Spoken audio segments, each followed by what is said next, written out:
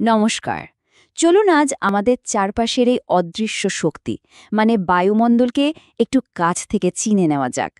আমরা এমন কিছু বেসিক জিনিস নিয়ে কথা বলবো যা আমাদের চারপাশের আবহাওয়াকে কন্ট্রোল করে। তো আর দেরি না করে চলুন শুরু করা যাক। প্রথমেই একটা খুব সাধারণ প্রশ্ন, যেটা আমরা সবাই কোনো না কোনো সময় ভেবেছি। আচ্ছা, দার্জিলিং ঠান্ডা আর কলকাতা এত গরম কেন? এর উত্তরটা কিন্তু আমাদের মাথার উপরের ওই বিশাল আকাশেই লুকিয়ে আছে। চলুন আজ সেই উত্তরটা খুঁজে বের করি। আমাদের এই আকাশযাত্রা প্রথম ধাপে চলুন বায়ুমণ্ডলের সাথে পরিচিত হই।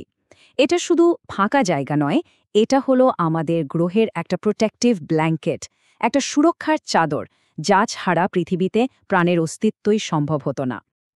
দেখুন, বায়ুমণ্ডল কিন্তু একটা মাত্র স্তর দিয়ে তৈরি নয়। ঠিক যেমন একটা বড় বিল্ডিংয়ের আলাদা আলাদা তলা থাকে, বায়ুমণ্ডলেরও কিন্তু কয়েকটা লেয়ার আছে। আমরা থাকি একদম নিচের তলায়, যার নাম ট্রোপোস্ফিয়ার। মেঘ, বৃষ্টি, ঝড়, আবহাওয়ার সব কিছু এখানেই হয়। এর ওপরে আছে স্ট্র্যাটোস্ফিয়ার, যেখানে ওজোন লেয়ারটা সূর্যের ক্ষতিকারক রশ্মি থেকে আমাদের বাঁচায়। আর তারও ওপরে আছে মেসোস্ফিয়ার আর থার্মোস্ফিয়ার। ব্যাপারটা অনেকটা লেয়ার চায়ের মতো, তাই না? প্রত্যেকটা স্তরের রং মানে বৈশিষ্ট্য আর ঘনত্ব আলাদা, কিন্তু সব মিলেমিশে একটা পারফেক্ট কাপচা তৈরি করে। বায়ুমণ্ডলের এই স্তরগুলো ঠিক সেভাবেই একসঙ্গে কাজ করে, আমাদের পৃথিবীকে বাসযোগ্য রাখে। তাহলে আমাদের আবহাওয়ার সব খেলাটা বায়ুমণ্ডলের কোন স্তরে হয়? হ্যাঁ, ট্রোপোস্ফিয়ারে। এটা মনে রাখাটা খুব জরুরি। বেশ, আমাদের আকাশযাত্রার দ্বিতীয় ধাপে আমরা দেখব উচ্চতা বাড়ার সাথে সাথে তাপমাত্রার ঠিক কি হয়, আর এখানেই কিন্তু আমাদের দার্জিলিংয়ের রহস্যের সমাধান লুকিয়ে আছে। এখানে যে কনসেপ্টটা আমাদের বুঝতে হবে সেটা হলো ল্যাপস রেট। খুব সহজ কথায়, আমরা মাটি থেকে যত উপরে উঠব, হাওয়া ততটাই ঠান্ডা হবে। মোটামুটিভাবে প্রতি কিলোমিটার উচ্চতার জন্য টেম্পারেচার প্রায় 6.5 ডিগ্রি সেলসিয়াস করে কমে যায়। আর ঠিক এই কারণেই দার্জিলিং কলকাতার চেয়ে অনেক বেশি ঠান্ডা। তো আসল খেলোয়াড়টা হলো এই ল্যাপস রেট। কিন্তু ইঞ্জিনিয়ারিংয়ের মতো প্রকৃতিতেও তো সব নিয়মেরই কিছু ব্যতিক্রম থাকে, তাই না? তাহলে প্রশ্নটা হলো, ওপরে উঠলে তাপমাত্রা কমার এই নিয়মটা কি সবসময় সত্যি? না, সবসময় সত্যি নয়। আর এই ব্যতিক্রমে ঘটনাটাকেই বলে টেম্পারেচার ইনভার্সন বা তাপমাত্রার বৈপরীত্য।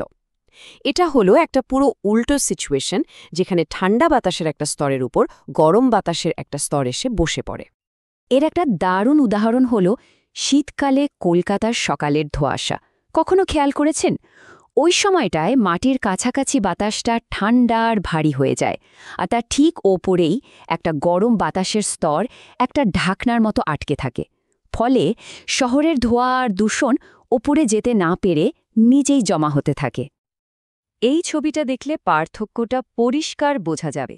দেখুন, স্বাভাবিক অবস্থায় গরম বাতাস হালকা হয়ে ওপরে ওঠে আর দূষণকে সঙ্গে নিয়ে ছড়িয়ে পড়ে, কিন্তু ইনভার্সনের সময় ওই গরম বাতাসের স্তরটা একটা ঢাকনার মতো কাজ করে, যা ঠান্ডা বাতাস আর দূষণকে নিচে আটকে রাখে। ফলাফল মারাত্মক ধোঁয়াশা।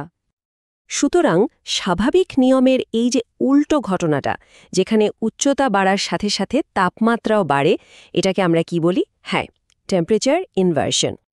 বেশ, আমরা বায়ুমণ্ডলের স্তর আর তাপমাত্রার ওঠানামা তো বুঝলাম, কিন্তু আবহাওয়াবিদরা এই অদৃশ্য জিনিসগুলোকে কিভাবে ম্যাপ করেন? চলুন এবার সেই ব্যাপারটা একটু জেনে নিই।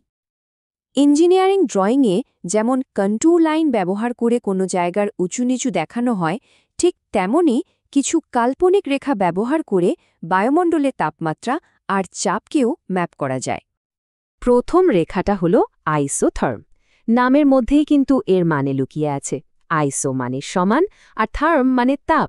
মানে আইসোথার্ম হল এমন একটা কাল্পনিক রেখা যা একই তাপমাত্রার জায়গাগুলোকে যোগ করে। এটা আমাদের একটা টেম্পারেচার ম্যাপ দেয়। আর দ্বিতীয়টা হল আইসো বার। এখানেও আইসো মানে সমান আর বার মানে চাপ। সুতরাং আইসোবার হল সেই কাল্পনিক রেখা যা একই বায়ুমণ্ডলীয় চাপের জায়গাগুলোকে যোগ করে। বাতাসের গতিপথ বোঝার জন্য এটা কিন্তু খুবই গুরুত্বপূর্ণ। এই দুটোকে মনে রাখার একটা খুব সহজ উপায় আছে। আইসোথার্ম মানে সমান তাপ, আর আইসোবার মানে সমান চাপ। যদি কখনো গুলিয়ে যায় শুধু মনে রাখবেন বার শব্দটা ব্যারোমিটারের কথা মনে করিয়ে দেয়। আর ব্যারোমিটার দিয়ে কি মাপা হয়? চাপ। একদম সহজ। তাহলে যে কাল্পনিক রেখাটা সমান বায়ুমণ্ডলীয় চাপের জায়গাগুলোকে জোড়ে তাকে কি বলা হয়? অবশ্যই আইসোবার। দারুণ! আমাদের আকাশযাত্রা প্রায় শেষের দিকে। চলুন যে মূল ধারণাগুলো আমরা শিখলাম সেগুলোকে একবার ঝটপট দেখে নেওয়া যাক। মনে আছে তো, উচ্চতা বাড়ায় সাথে সাথে তাপমাত্রা কমার হারকে কি বলে? ল্যাপস রেট, যা দার্জিলিংকে ঠান্ডা রাখে। আর সমান তাপমাত্রার বিন্দুগুলোকে যে রেখা দিয়ে যোগ করা হয় আইসোথর্ম। আর আমরা এর সাথেই শিখেছি টেম্পারেচার ইনভার্সন আর আইসোবারের ব্যাপারেও। এতক্ষণ আমরা অনেকগুলো টেকনিক্যাল জিনিস নিয়ে কথা বললাম, কিন্তু প্রশ্ন হলো একজন ইঞ্জিনিয়ার হিসেবে এই জ্ঞান আমাদের ঠিক কী কাজে লাগবে? দেখুন, এই জ্ঞানটা কিন্তু শুধু সেমিস্টারের পরীক্ষার জন্য নয়। ভবিষ্যতে যখন ড্রোন ডেলিভারি সিস্টেম ডিজাইন করা হবে, বা আরও এফিশিয়েন্ট উইন্ড টারবাইন বানানো হবে, অথবা ক্লাইমেট চেঞ্জের সাথে মানিয়ে নেওয়ার মতো শহর তৈরি করা হবে, তখন বায়ুমণ্ডলের এই মৌলিক ধারণাগুলোই হবে আমাদের মূল ভিত্তি। তাই শেষ করার আগে এই প্রশ্নটা ভাবার জন্য রইল, ভবিষ্যতের টেকনোলজি কি বায়ুমণ্ডলের এই গভীর জ্ঞান ছাড়া আদৌ সম্ভব? এই কৌতূহলটা সবসময় বাঁচিয়ে রাখবেন। ধন্যবাদ।